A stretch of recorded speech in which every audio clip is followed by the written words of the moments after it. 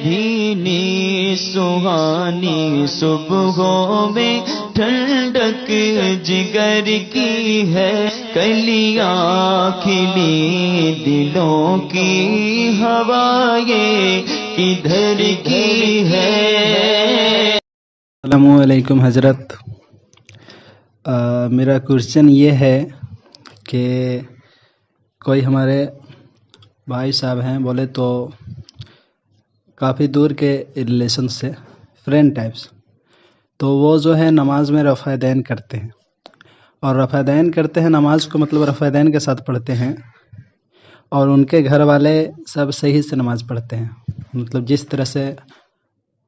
ہم لوگ نماز پڑھتے ہیں اہل سنت والجماعت کے عقیدے کے ساتھ۔ اور وہ جو رفع دین کا مسئلہ انہوں نے بھیجا کہ رفع دین کرنا حضور صلی اللہ علیہ وسلم نے بتایا ہے، یہ چیز صحیح بخاری میں آیا ہے، وہ جہاں تک مجھے بھی پتہ ہے کہ صحیح بخاری میں آیا ہے۔ انہوں نے اپنی یہ بھی لنک وغیرہ بھی بھیجا اور صفحہ نمبر بھی بھیجا، حدیث نمبر بھی بھیجا صحیح بخاری کا، لیکن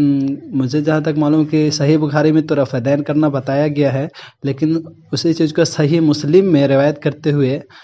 بتایا گیا ہے کہ رفع دین کرنا حضور صلی اللہ علیہ وسلم نے منع کر دیا ہے۔ تو آپ سے یہ درخواست ہے، ہماری ریکویسٹ ہے کہ آپ مجھے دونوں چیز کی یہ ڈیٹیلز بھیجیں۔ اگر صحیح مسلم میں اس چیز کا ڈیٹیلز ہے کہ کہاں پہ منع کیا گیا رفع دین کرنا، حضور صلی اللہ علیہ وسلم نے منع کیا، کون سا حدیث ہے اور کون سا صفحہ ہے، یہ چیز ہمیں بھیجیں، اور صحیح بخاری کی بھی بھیجیں کہ وہاں کون سا صفحہ کون سا حدیث ہے جس میں منع کیا۔ ایکچولی کیا ہے کہ وہ 360 اپلیکیشن یوز کرتا ہے، جو بھی ایپ پڑھتا ہے وہ جو بھی حدیث وغیرہ پڑھتا ہے، اس کے ترجمہ پڑھتا ہے، وہ 360 اپلیکیشن کو یوز کرتا ہے،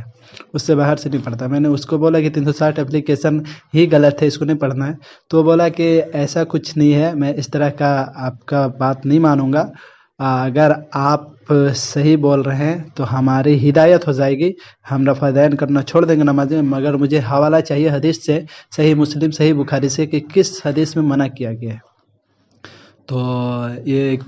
کوئکلی نیڈس ہے، جتنا جلدی ہو سکے آپ اس چیز کی ویڈیو بنا کے دے دیں، یا کسی طرح سے، یا اس پہ ہمیں لنک دے دیں اور صفحہ نمبر وغیرہ بتا دیں کہ کہاں پہ منع کیا گیا ہے رفع دین کرنے کے لیے۔ السلام علیکم۔ رفع دین کے تعلق سے جیسا کہ آپ نے کہا کہ دونوں طریقے کی حدیثیں ہیں کہ رفع دین کرنے نہ کرنے کی، اور آپ کے جو ایک دوست ہیں جو کرتے ہیں، اول تو یہ ہے سب سے بڑی بات کہ اگر بالفرض رفع دین آپ نماز کے اندر نہیں بھی کریں گے تو آپ ایک مرتبہ اپنے دوست سے یہ پوچھیں کہ اگر کوئی شخص رفع دین نماز میں نہیں کرتا اور وہ اہل حدیث ہی ہے تو کیا اس کی نماز ہوتی ہے یا نہیں ہوتی، یعنی خود ان سے معلوم کریں کہ ان کے وہاں رفع دین کا جو حکم ہے وہ فرض واجب کا ہے یا سنت کا ہے یا مستحب کا ہے، کیا ہے، ایک مرتبہ وہ معلوم کریں۔ دوسری بات یہ ہے کہ ڈائریکٹ کسی چیز کو یہ کہہ کر کہ بخاری میں ہے اس چیز کو کرنے کا حکم ہے تو کر لیا جائے، تو میں تمام اہل حدیث یا وہابی کہلانے والے لوگوں کو یہ دعوے کے ساتھ کہتا ہوں کہ ہر حدیث پہ عمل جو ہے وہ نہیں ہو سکتا، اگرچہ وہ بات حدیث میں لکھی ہوئی ہو۔ تو اس لیے لوگوں کو یہ گمراہ کرنا کہ حدیث میں یہ چیزیں اس پہ عمل کرو، حدیث کے اندر اتنی بہت سی چیزیں ہیں کہ جس کے اوپر نہ لوگ عمل کرتے ہیں نہ ہی کر سکتے ہیں،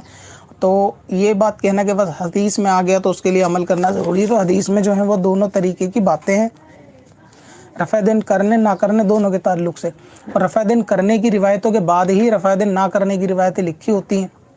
جس سے معلوم یہ چلتا ہے کہ رفع دین پہلے تھا اور بعد میں نہیں ہے، ورنہ یہ کہ صرف حدیث کے اندر آگے اس پہ عمل کر لیا جائے تو ایسی بہت ساری تمام باتیں ہیں کہ جو حدیث کے اندر ہوتی ہیں اور اس پہ جو ہے عمل نہیں کیا جا سکتا، جیسا کہ بخار کے اندر غسل کرانے کا بھی حکم ہے حدیث کے اندر، تو کیا اس حدیث پر بھی تمام اہل حدیث عمل کرتے ہیں کہ جن کے گھر میں کسی بچوں کو یا کسی کو بھی بخار ہوتا ہے اور اس کو وہ نہلا دیتے ہیں، اور بخار اگر بڑھ جائے تو وہ ٹھنڈے پانی سے نہلا دو، تو کیا اس حدیث پر بھی وہ عمل کرتے ہیں؟ اور یہ ایک ایگزامپل ہے، اس کے جیسی بہت ساری حدیثیں ہیں کہ جو حدیث کی کتاب میں تو ہیں مگر یہ کہ ان پر عمل اہل حدیث خود نہیں کرتے۔ تو یہ کہنا کہ رفع دین کرنا ہے ضروری ہے اور کرنے کے لیے حدیث ہے، تو حدیث بہت ساری چیزوں کے لیے ہے۔ دوسری بات یہ ہے کہ حدیث کا علم اگر ہر ایسے پڑھنے والے کو، اصل میں یہ حدیث کا علم بھی نہیں ہے، اس کو تو تقلید کہتے ہیں، यानी मुतरजिम की तकलीद इसको कह लें,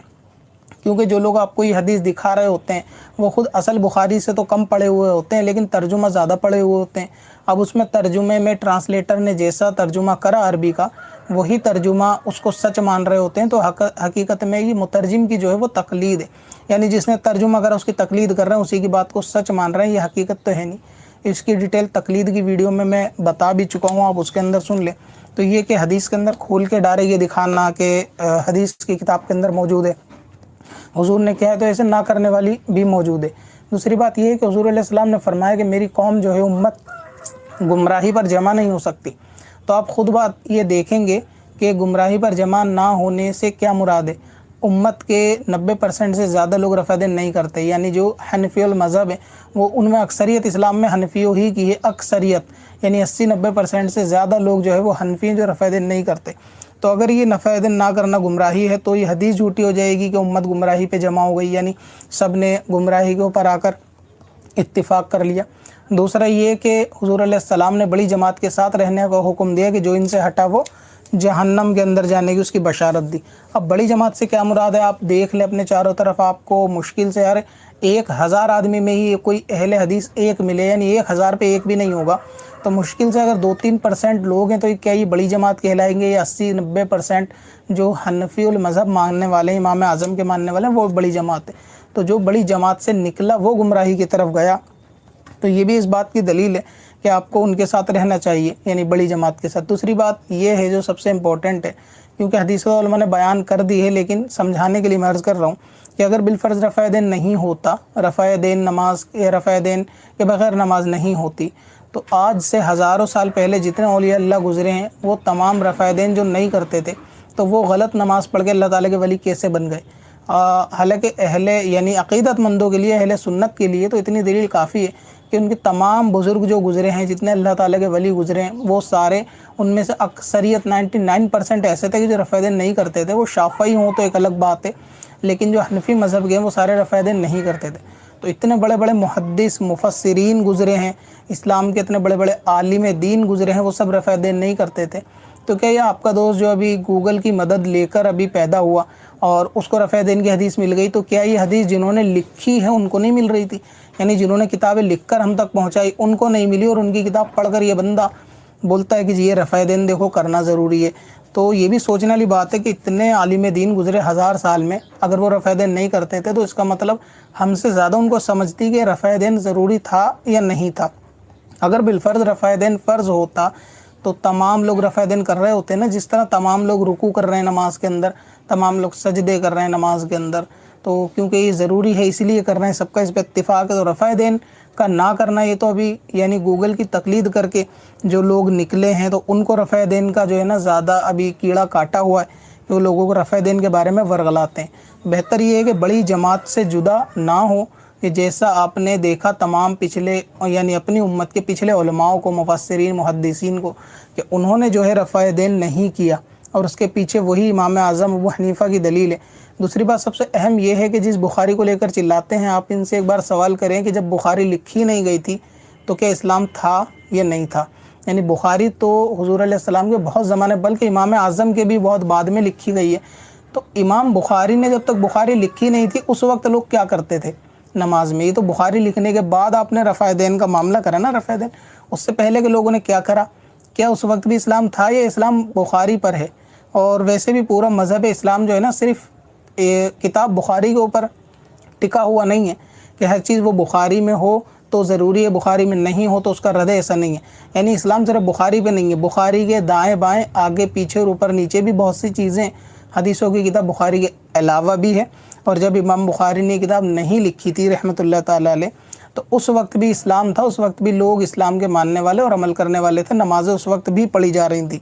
तो ये कहना कि बुखारी में आ गई रफ़ादीन तो इसलिए करनी है, तो इमाम बुखारी से पहले क्यों नहीं करते थे? ये भी एक सवाल है। दूसरा ये कि बुखारी, इमाम बुखारी जो किताब है सही बुखारी, उसके अलावा भी तो दीगर किताबें हैं ना इस्लाम की, उसके अंदर भी बहुत सारी बातें, अगर आप कहते हो कि हर हदीस पे अमल हो जाएगा तो ऐसी बहुत सारी फहरिस्त है जिसके ऊपर ख़ुद अहले हदीस जो है वो अमल नहीं करते। यानी हदीस की ऐसी बहुत सारी किताबों के अंदर ऐसी नकलें हैं हदीस से जिस पर ख़ुद अहले हदीस नहीं करते। तो रफ़ादीन के बारे में लोगों को वर्गलाना बेकार है। दूसरा है कि आवाम को चाहिए कि उलमा दीन पे जाके इल्म दीन सीखे, उनसे ये तलब करना कि किस किताब के किस सफ़े पे लिखा है, ये कम इल्मी की निशानी और शैतान की तरफ से एक वसवसा है। यानी इसको आप बेद भी शुमार कर लें कि ये एक तरीके की बेद भी है। आवाम को चाहिए कि अपने मसाइल का ना हल ले और उलमा इकराम से जाकर कहीं भी कि भाई इस सवाल का क्या जवाब है, आपको जवाब दे दें। आवाम के लिए जवाब काफ़ी होना चाहिए। आवाम को ये तहकीक का हक़ नहीं होता, यानी ये तलब करने का हक़ नहीं होता कि आप इसका पेज नंबर या हदीस भी दिखाएं कि किस हदीस पे, क्योंकि आवाम के अंदर इतनी काबिलियत नहीं होती कि वह हदीस का सफ़ा देख के उस पर एतमाद कर ले। क्योंकि ऐसे तो हदीस के बहुत सारे सफ़े पेश कर दिए जाएंगे कि जिसमें आपको ये भी तहकीक नहीं होगी कि ये सच्चे भी हैं या झूठे हैं, क्या ये मनगढ़ंत हदीसें हैं या सही है या गलत हैं, क्या इसका हुक्म नासिख है या मनसूख है, ये सब भी आपको जो है वो